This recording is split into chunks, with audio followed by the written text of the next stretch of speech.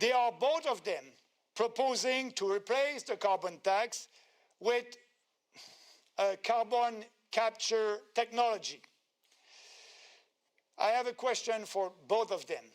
Pierre and Mark, did you fail your Biology 101 course? Why do you want to spend billions of dollars on this inefficient and costly technology to capture CO2? We don't need a technology to capture CO2. We already have a very efficient and natural technology to do it. Yes, plants are doing that. CO2 is food for plants. It is not a pollutant. So that's Biology 101. I'm asking you guys, stop bullshitting Canadians on this issue. Tell them the truth. But the PPC is doing that. We are telling you the truth. CO2 is a gas that is essential for life, is food for plants, and the PPC will be the only national political party that will withdraw from the Paris Accord and won't impose any climate change programs because there's no climate emergency. Good afternoon, Mr. Bernier. How are you today? Great, thank you. Awesome. I see the CBC is in attendance here listening. I've noticed that they don't put your picture up on any of their websites or on any of their announcements for the federal election. And given the fact that you did get more votes than the Green Party, I feel like I know the answer, but I just wanted to get you to comment on why you think they're excluding you from even pictures from the election. It is not professional. You know, you can share other views than our views. Sorry, the question is about CBC, that, you know, they're not putting our face over there when they're speaking about the campaign. It's like we don't exist. And it's not only good for CBCs, the Devoir in French here and TVA in French also. They don't want to, they're not professional. You know, if you're a journalist, reporters, you must report the facts. And the facts is the PPC exists.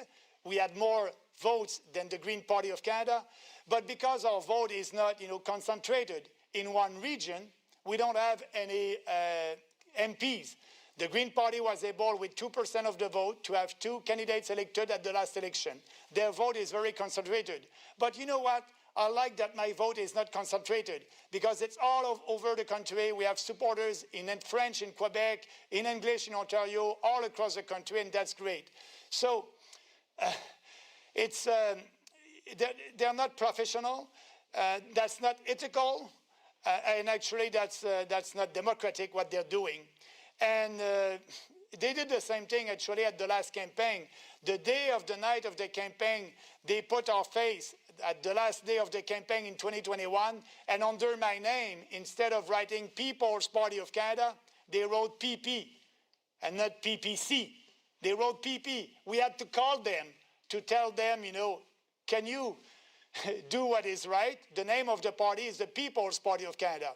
So for CBC, we will cut your funding. We will cut $1.2 billion.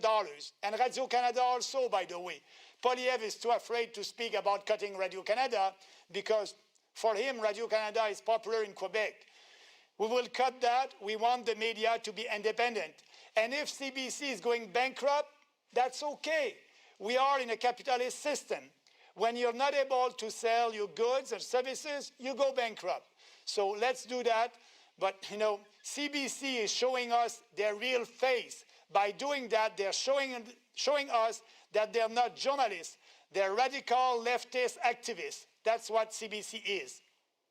To follow up on that, as far as mainstream media goes as well, I've noticed that no one has addressed Mark Carney with regard to the pictures taken at his estate with Ghislaine Maxwell. And there is a clear connection with him and Ghislaine Maxwell. His sister-in-law opened a DeBoer's diamond store with her in the early 2000s. I just wanted to get your comments on that as well.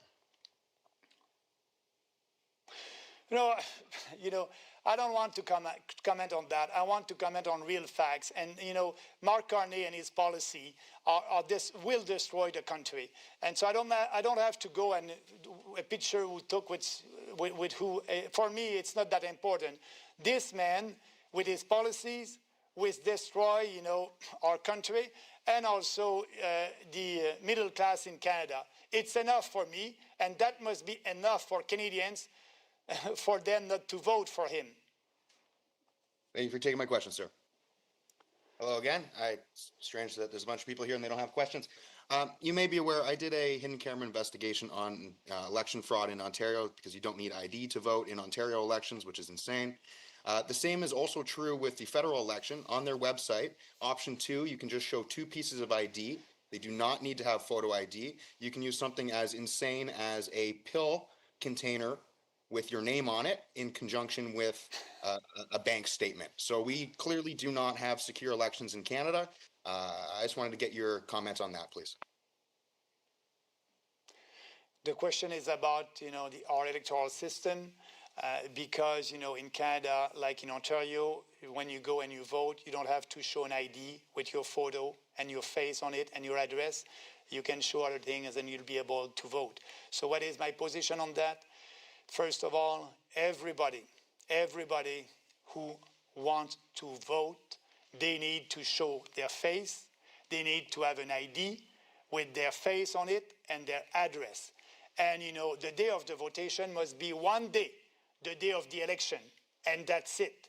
And we must have scrutineer, and we must do like we are doing on the election day with scrutineers, and we are counting votes by hands. That's great. I don't want to have any machines or Dominion machines, and actually we are not using that at the federal level. That's a good news, but we are not asking for an ID.